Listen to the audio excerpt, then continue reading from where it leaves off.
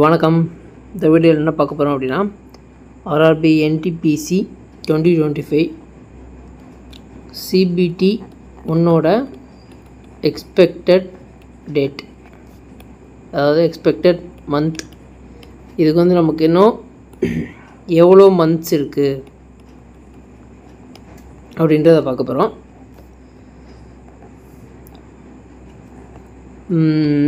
First வந்து என்னென்ன post இருக்குது, நீங்கள் ஆல்ரெடி நோட்டிஃபிகேஷன்லாம் பார்த்துருப்பீங்கன்னு நம்புகிறேன்.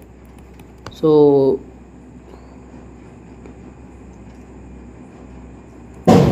இது வந்து 2025 கிராஜுவேட், இது 2024ஓட அண்டர் கிராஜுவேட். இதில் வந்து 6 போஸ்ட் இருக்கா.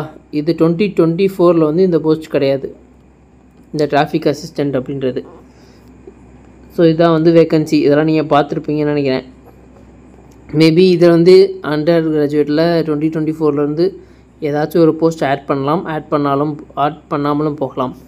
ஸோ இப்போ கிராஜுவேட் 2025 வந்து நமக்கு ஒரு போஸ்ட் ஆட் பண்ணியிருக்காங்களா. பட் இப்போ நீங்கள் சென்னை அப்ளை பண்ணுறீங்க அப்படின்னா சென்னையோடைய வேக்கன்சியை பார்க்கணும். வேக்கன்சியை பார்க்குறப்ப நமக்கு அந்த போஸ்ட் இருக்காது. ஸோ இப்போ நீங்கள் உங்களுக்கு அந்த ஜாப் வேணும் அப்படின்னா எந்த ஜோனில் இருக்கோ அதை பார்த்து அப்ளை பண்ணிக்கோங்க. ஸோ ஆல்ரெடி நம்ம டெலகிராம் சேனலில் அதிகமாக எந்த இதில் வேக்கன்சி இருக்குது அப்படின்ற ஒரு லிஸ்ட்டை வந்து நம்ம போட்டிருந்தோம். ஸோ மொத்தமே நமக்கு வந்து இங்கே chief commercial come ticket supervisor 6 post தான். அது வந்து ஜென்ரல்லாம் கிடையாது, ரிசர்வேஷனில் இருக்கிறது மட்டும்தான். ஸோ மொத்தம் வந்து station master 2, goods train 2.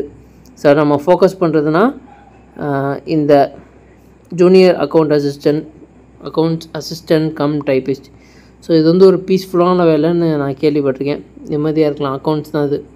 So accounts டிபார்ட்மெண்ட்னால் நமக்கு எதுவும் டெட்லைன் இருக்காது, நிம்மதியாக இருந்துட்டு போயிடலாம். ஸோ நீங்கள் இப்போ சென்னையில் அப்ளை பண்ணுறீங்க அப்படின்னா இந்த போஸ்ட்டை ஃபோக்கஸ் பண்ணி நீங்கள் வந்து படிங்க. ஏன்னா மற்ற எல்லாமே சிங்கிள் டிஜிட் வேக்கன்சி, பயங்கர காம்படிஷனாக இருக்கும். ப்ளஸ் இதெல்லாம் வந்து ஒரு ப்ரெஷர் வந்து டிஃப்ரெண்ட் டைப்ஸில் இருக்கும்.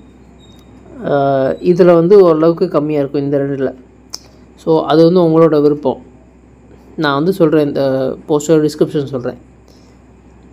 அதனால் இதுதான் வந்து ஆக்சுவல். ஸோ 5000 நம்ம நினச்சிட்ருப்போம். பட் நம்ம எந்த ஜோனில் அப்ளை பண்ணுறோமோ அந்த ஜோனோட வேக்கன்சி ஒரு தடவை எடுத்து பார்த்துட்டு அதை அனலைஸ் பண்ணிவிட்டு அப்புறம் நீங்கள் அப்ளை பண்ணுங்கள். அந்த ஜோனில் சென்னை ஜோனில் அப்ளை பண்ணுறீங்கன்னா இவ்வளோ தான் வேக்கன்சி. ஸோ இதுக்கு எஃபர்ட்டை நீங்கள் போடணும். ஸோ இப்போ நெக்ஸ்ட் என்ன பார்க்க போகிறோன்னா, இது வந்து 2024ஓட நோட்டிஃபிகேஷன். இது வந்து கிராஜுவேட்டோட நோட்டிஃபிகேஷன். ஸோ செப்டம்பர் மாதம் நமக்கு வந்து நோட்டிஃபிகேஷன் வந்திருக்கு. அதே மாதிரி இதுவுமே செப்டம்பர் மாதம் 2024 நோட்டிஃபிகேஷன் வந்திருக்கு. பட் எக்ஸாம் எப்போ நடந்துச்சு? ஜூன் மாதம் நடந்திருக்கு, ஜூன் 2025. இது வந்து கிராஜுவேட். இங்கே வந்து அண்டர் கிராஜுவேட் இருக்கா. இது வந்து ஆகஸ்ட் மாதம் நடந்திருக்கு. ஸோ அப்போ செப்டம்பர் விட்டுருங்க, செப்டம்பரில் நோட்டிஃபிகேஷன் வந்திருக்கு. அப்போ இருந்து நீங்கள் பார்த்தீங்கனாலே செப்டம்பர், அக்டோபர், நவம்பர், டிசம்பர், அங்கிட்ட ஒரு 3 மாதம், இங்கிட்ட ஒரு 5 மாதம். ஸோ 8 months நமக்கு கிராஜுவேட்டுக்கு கேப் இருந்திருக்கு. அப்போ இதுக்கு வந்து ஒரு 10 months கேப்பு கிட்டே இருந்திருக்கும்னு நினைக்கிறேன். ஆகஸ்ட்னால் ஜூலை இருந்திருக்கும். ஸோ 10 months கேப் இருக்கும்.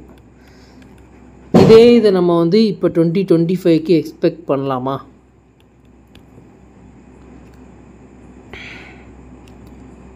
ஸோ இப்போ வந்து நமக்கு வந்து அக்டோபர் 2025 வந்து நோட்டிஃபிகேஷன் ரிலீஸ் ஆகிருக்கு. ஸோ CBT 1 நம்ம மினிமமாக எடுத்துக்குவோம், 6 month அப்படின்னு வச்சுக்குவோம். 6 monthல் CBT வருது அப்படின்னா நமக்கு எப்போ வரும்? நவம்பர், டிசம்பர், அங்கிட்டு ஒரு 4, மே மாதம் வருதுன்னு வச்சுக்குவோம்.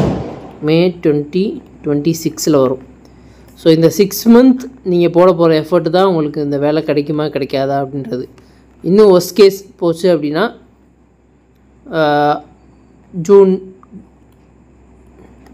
மே 26 ஆர் ஜூன் 26 வந்து நம்ம வரும்னு எக்ஸ்பெக்ட் பண்ணலாம்.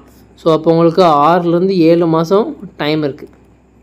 இந்த டைமை நீங்கள் எப்படி யூஸ் பண்ண போகிறீங்க அப்படின்றது தான் வந்து கொஷினே. ஸோ இப்போ எக்ஸாம் டேட்டை நீங்கள் ஃபிக்ஸ் பண்ணியாச்சு. நம்ம வந்து ஒரு மினிமமாக 6 மாதம்னு வச்சுக்கோம். இந்த 6 மாதத்தில் நீங்கள் என்ன பண்ணணும்?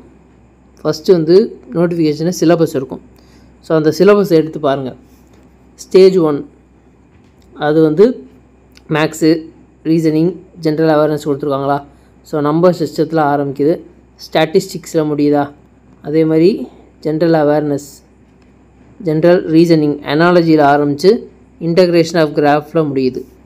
So general awareness, current events, current அஃபேரில் ஆரம்பித்து ஹிஸ்ட்ரி, இது எல்லாமே உள்ளே படித்து பாருங்கள். கடைசியாக வந்து public sector organisation of India, இது வந்து ஸ்டேஜ் 1, அதாவது CBT 1 இதோட சிலபஸ். ஸோ மொத்தம் வந்து 90 மினிட்ஸு. ஜென்ரல் அவேர்னஸ்க்கு 40 கொஷின், மேத்தமெட்டிக்ஸ், ரீசனிங் 30 கொஷின்ஸ். இப்போ நீங்கள் இதில் பாஸ் பண்ணிட்டீங்க அப்படின்னா செகண்ட் ஸ்டேஜுக்கு போவீங்க. செகண்ட் ஸ்டேஜ் போகிறப்ப என்னாகும்? அதோட சிலபஸ் என்னென்னு பார்த்தோம்னா அதே நம்பர் சிஸ்டம், ஸ்டாட்டிஸ்டிக்ஸில் முடியுது, அனாலஜி, இன்டர்பிரேஷன் ஆஃப் கிராஃபில் முடியுதா? ஸோ ஜென்ரல் அவேர்னஸ், கரண்ட் ஈவெண்ட்ஸில் ஆரம்பித்து பப்ளிக் செக்டார் ஆர்கனைசேஷனில் முடியுது. இது வந்து CBT 2. But general awareness 50 question, ஒரு 10 கொஷின் கூட்டிட்டாங்க, மற்ற ரெண்டுலேயும் 5 கொஷின் கூட்டிட்டாங்க. ஸோ இப்போ இதுலேருந்து என்ன தெரியுது அப்படின்னா ஸ்டேஜ் 2க்கும் ஸ்டேஜ் 1க்கும் சேம் சிலபஸ்.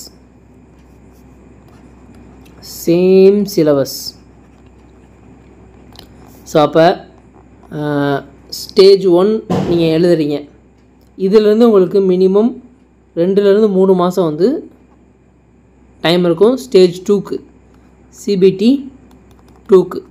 இப்போ இந்த 3 மாதம், இந்த 2 மாதத்தையும் நான் மினிமமே எடுத்துக்கிறேன். ஆல்ரெடி நம்ம கையில் ஒரு 6 மாதம் இருக்குது, ப்ளஸ் ஒரு 2 மாதம் இருக்குது. இந்த 8 மாதம், இந்த 8 மாதம் நீங்கள் பட போகிற கஷ்டம்தான் உங்களுக்கு வேலை கிடைக்க போகுது. ஸோ ஏன் சிலபஸை பற்றி பேசுகிறேன்னா ரெண்டுக்குமே சிலபஸ் சேம். ஸோ சேம் சிலபஸ்ன்றப்ப நீங்கள் சேம் எஃபர்ட்டை தான் போட போகிறீங்க, சேம் இதை தான் படிக்க போகிறீங்க. ஸோ என்ன கேட்டால் நீங்கள் CBT 1க்கு படிக்காதீங்க, CBT 2க்கு படிங்க. ஸோ இப்போயே வந்து நம்ம CBT 2 லெவலுக்கு தயாரானோம் அப்படின்னா கண்டிப்பாக நம்ம ப்ரிலிம்ஸ் கிளியர் பண்ணிடலாம். So 50 question general awareness, 35 question maths, reasoning வந்து 35 கொஷின். ஸோ இதுக்கு நீங்கள் தயாராகுங்க. ஆல்ரெடி நீங்கள் கிராஜுவேட், அண்டர் கிராஜுவேட் கொஷின்ஸ்லாம் எடுத்து பார்த்தீங்களான்னு எனக்கு தெரில. பார்த்துருந்தீங்கன்னா மேக்ஸ், ரீசனிங் ஒரு மேட்டரே கிடையாது. ஸோ டிசைடிங் ஃபேக்டர் நீங்கள் ஜிகேல எவ்வளோ மார்க் எடுக்கிறீங்கன்றது தான் உங்களுக்கு வந்து வேலை கிடைக்குமா கிடைக்காதா அப்படின்றத வந்து நிர்ணயிக்க போகுது.